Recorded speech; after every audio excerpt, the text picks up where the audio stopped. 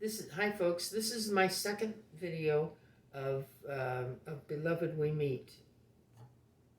To walk away, then asked, "By the way, what's the dress code?"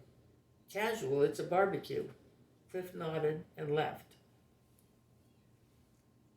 Cliff turned into the driveway at Haven Ridge. The wrought iron gates were opened, and a young man with a clipboard in his hand nodded. "Good afternoon, sir. Your name, please?" "Clifford Morton." The young man checked Cliff's name off and said, "Thank you, sir. Please drive to the house. A valet will be there to park your car." As he was driving forward, Karen said, "Oh, Daddy, are you sure we're dressed okay? I'll just die if I'm not." Bob said casual, and we're casual. "Daddy, have you ever been to a place like this before? It's magnificent. The trees and the hedges are trimmed so perfectly. Oh, look at the flowers. They're beautiful. I've never seen such a variety." Then the house came into view. It was a 2-story brick mansion with 4 dormers on the roof. The white wood trim was in sharp contrast to the red bricks.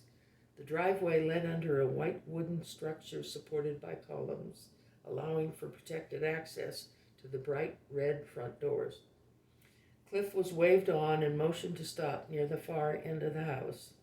A valet opened Karen's door and extended his hand to her, while another valet opened Cliff's door. "Just leave the keys in it, sir." He put a numbered card under the windshield wiper and handed Cliff a ticket. "Here you go, sir." He pointed to a cobblestone walkway. "That path will take you to the party." Karen stopped and straightened her dress. She took a deep breath and looked at her father. "Don't be nervous, honey. It's casual, remember?" They were only a few steps into the side yard when they were approached by an older gentleman. "Good afternoon, and welcome to Haven Ridge. My name is Edwin. May I show you around?" Cliff nodded. "Yes, thank you." Tables and chairs were set up on the lawn. A large wooden dance floor had been built for the occasion. The band was setting up their equipment on an elevated area of the floor. Several children were playing croquet on the lawn. Edwin walked them past the barbecue area. 2 chefs were tending to the steaks. Servers stood behind a table with a variety of salads. Other servers were tending to drinks. "There are several tables available. Please choose one to your liking. If you need anything further, please let me know," Cliff replied. "Thank you, Edwin." He looked around for familiar faces and saw Bob Schultz with his family. "That's my supervisor over there. Let's get that table next to them." They stopped at the Schultz's table. "Bob, I'd like you to meet my daughter Karen. Karen, this is Bob Schultz." He nodded to Karen. "I'm glad you made it, Cliff. This is my wife Doris and my kids, Bobby, Helen, and Irene. We don't have room at our table, but that one's empty." He pointed to a table next to theirs, then laughed. "If the band isn't too loud, we might be able to carry on a conversation." The 2 sat and looked around. "Are you hungry, honey?" "I'm too excited to be hungry. I've never seen anything like this before. I feel like I'm in a movie. I didn't know that people really lived like this." Cliff laughed. "People who write movies have to get their ideas from somewhere." "I know, but to really be here and be a part of it feels so surreal. Wait till I tell the girls at school. They won't believe it." She looked at the back of the house. Brick pillars covered with ivy supported the roof of a large veranda which ran the full width of the house. She counted 10 wide white steps. The second-story windows were all adorned with gables. There were 8 of them. Karen took a deep breath and quickly expelled it. "Daddy, do you think those are all bedrooms up there?" "I don't know, honey. They could be." "I'd love to go through that house. The furniture must be magnificent. And I'll bet the pictures are by the famous artists. Van Gogh, Picasso, Renoir, Rembrandt, Dali. Oh, Daddy, I counted 6 chimneys. I can't believe this." Cliff looked at how wide her eyes were open and tried to imagine the wonder she must be feeling. He thought, I guess you have been a little sheltered. There is so much of life out there that I haven't been able to show you. He looked at the house. Things will be different from now on. There's a lot of history here in the East, and we'll finally be able to take vacations. I'm going to show you a whole new world, my darling daughter. The band started playing big band music. Cliff looked at his daughter. Would you like to dance, honey? No one else is dancing yet. Let's wait. He saw people lining up at the serving tables. Everyone seems to be more interested in eating. Let's get in line, okay? She nodded and stood. After they finished eating, he again asked, do you want to dance now? There's another couple on the dance floor. Yes. He held her hand as they walked to the dance floor. He put his hand on her back and started guiding her into the rhythm of the waltz. They both glided effortlessly across the floor as though they were pros. Dennis Heaton was at a table with his man Friday, Greg Humphreys. He stood and looked at Greg. Excuse me, I'd like another drink. Would you like me to bring you one? No, thank you, I'm good. Dennis turned and walked to the bar table. He picked up his refill, took a drink, and looked toward the dance floor. He held the liquid in his mouth, unable to swallow. He took a deep breath, finally swallowed, and thought, now they are dancers. And that woman is beautiful. Oh, my.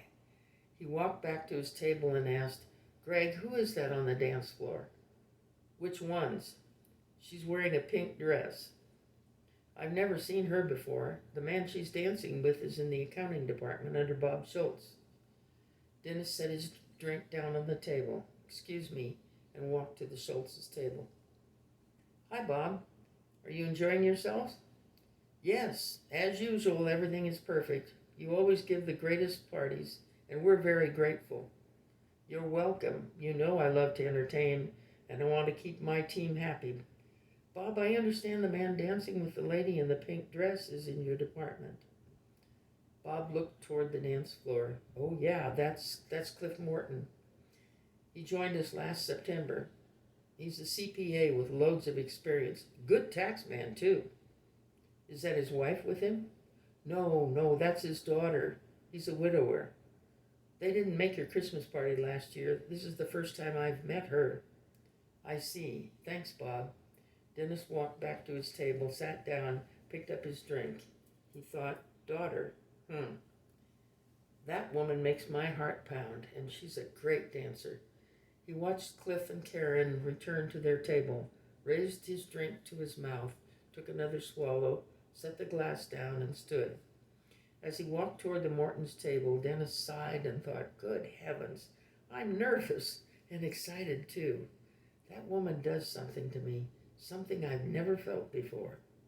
When he reached his destination, he looked at Cliff briefly, then his eyes went to Karen.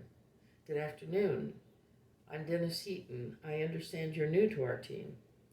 Cliff was well aware that he was talking to him, though his eyes were on Karen.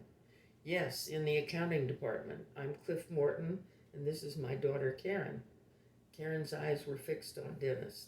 She felt something come alive inside her. She noticed her breathing and had deepened, and she became aware of her breasts. Are you still in college, Miss Morton?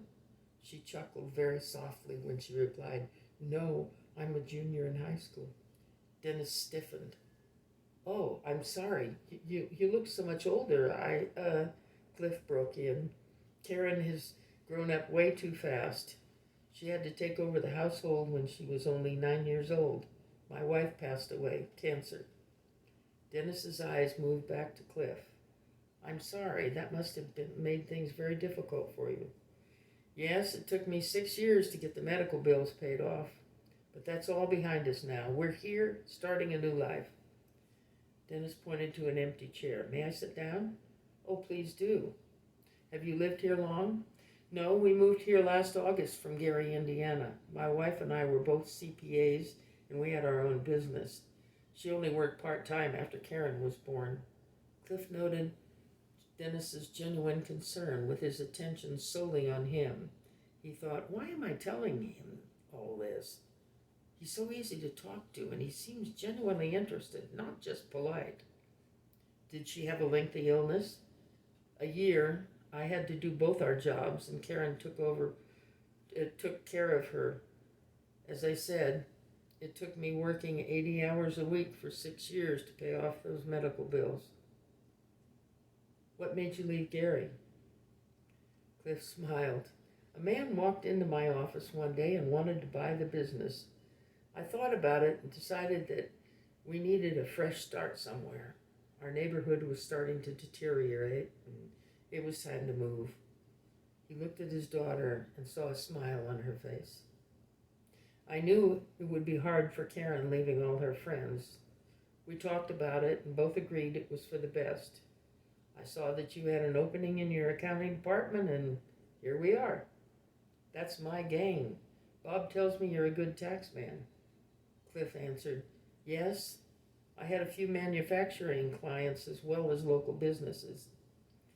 Sounds like you may be quite an asset to us, Cliff. As you may know, part of our portfolio is buying up struggling businesses. You don't mind if I call you Cliff, do you? No, not at all. Well, enough about business. This is supposed to be a fun time. I noticed you and your daughter dancing. Turned toward Karen. You're both quite good. Cliff eyed Karen and winked. Yes, we take lessons at Murray's dance studio. This is the first time we've had a chance to try our wings outside the studio. Since we've moved here, we're doing things that we both like. I golfed in college, but haven't had time for that in years. I introduced Karen to it, and she loves it. We try to get out once or twice a month. I have a membership in the country club. Would you like to join me for a round? Oh, I'd love to.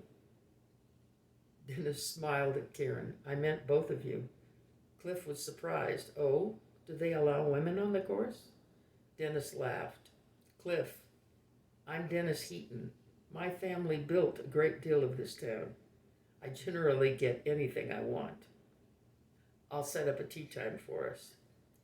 Karen had been listening to their conversation and was pleased with Dennis's interest, sincerity, and calm demeanor. We go to church on Sunday mornings. He turned to look at her. He thought, she's a child in a woman's body. Off limits. I'll keep that in mind. He stood and started to walk away, then turned back and extended his hand to her.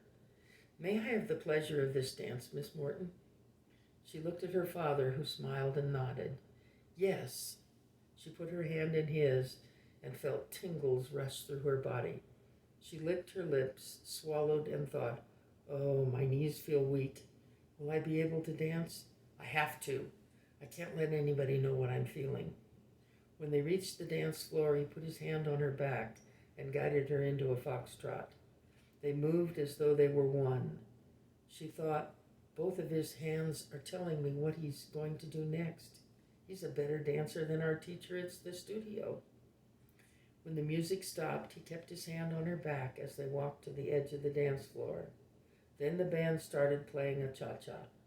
He stopped and asked, shall we? She smiled, raised her eyebrows, and nodded. They stayed on the dance floor for several more dances. He thought, I've got to stop this. Why am I enjoying it so much? She's too young. He kept his hand on her back as he guided her back to her table. Thank you. He turned to Cliff. Your daughter is an excellent dancer. I'll let you know about that tea time. Cliff watched him walk away and thought, she looked like a grown woman out there, my little girl. This can't be happening. She's growing up too fast. Karen watched Dennis until he sat down at his table. She turned back to her father. Daddy, he's a better dancer than our teacher. And he seems like a nice man. Yes, he does. I like him. He's very personable. He thought he seemed genuinely interested in our lives. He listened to so intently. I could be good friends with him. But he's my boss, and I'm concerned that there may be chemistry between you two. Is the wonder in your eyes just for this new experience, or do you have feelings for him? He shook his head. No, you're too young. His thoughts were broken when she asked, Daddy, would you like more lemonade? He looked at his glass. It was half full. Hers was empty. He thought all that dancing must have made her thirsty. Yes, I would, honey. I'll go. He picked up both glasses and strolled toward the bar table. That's the first 2 chapters of Beloved We Meet. I hope you enjoyed it. I hope you want to hear the rest of the story because it's very interesting. That just sort of paves the way. As I said, you can buy it on Amazon eBooks. You can download a free Kindle to your computer, or a free Kindle app to your computer or tablet or iPhone or whatever. And if you enjoy the book, I'd like you to tell your friends and share with them the experience and your thoughts on it. I've had 1 review on it so far, and it's a 5-star review. You can see that review when you go on to the Amazon ebook page where you'll see the cover of the book. The cover of the book has 2 roses, 1 red for passion, 1 white for purity. Until next time, God bless.